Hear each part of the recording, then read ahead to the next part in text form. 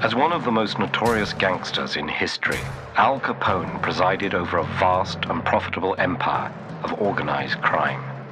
But when he was finally put on trial, the most he could be convicted of was tax evasion.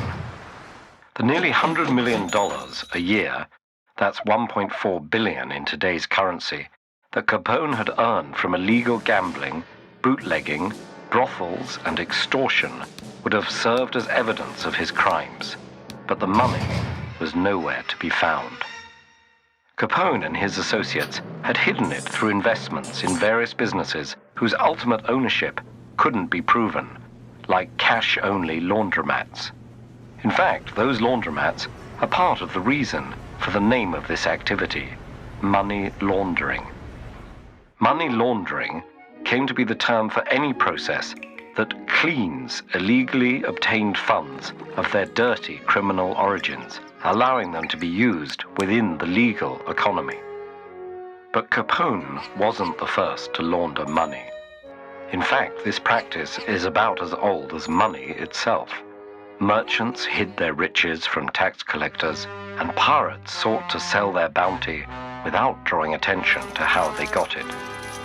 With the recent arrival of virtual currencies, offshore banking, the dark net, and global markets, schemes have become much more complex.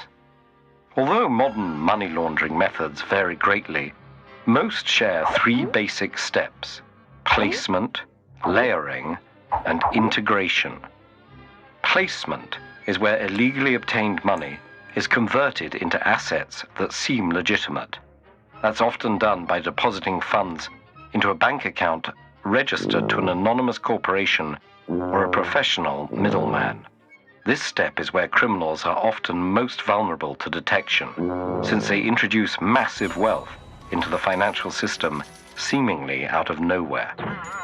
The second step, layering, involves using multiple transactions to further distance the funds from their origin.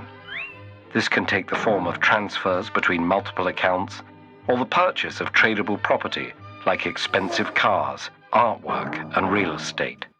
Casinos, where large sums of money change hands every second, are also popular venues for layering. A money launderer may have their gambling balance made available at a casino chain's locations in other countries or work with employees to rig games.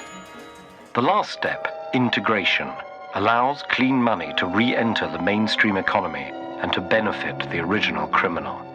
They might invest it into a legal business, claim payment by producing fake invoices, or even start a bogus charity, placing themselves on the board of directors with an exorbitant salary. Money laundering itself wasn't officially recognized as a federal crime in the United States until 1986. Before that point, the government needed to prosecute a related crime, like tax evasion. From 1986 on, they could confiscate wealth simply by demonstrating that concealment had occurred, which had a positive effect on prosecuting major criminal operations like drug traffickers. However, the legal shift has raised concerns involving privacy and government surveillance. Today, the United Nations, national governments, and various non-profits fight against money laundering, yet the practice continues to play a major role in global crime. And the most high-profile instances of money laundering have involved not just private individuals, but major financial institutions and government officials.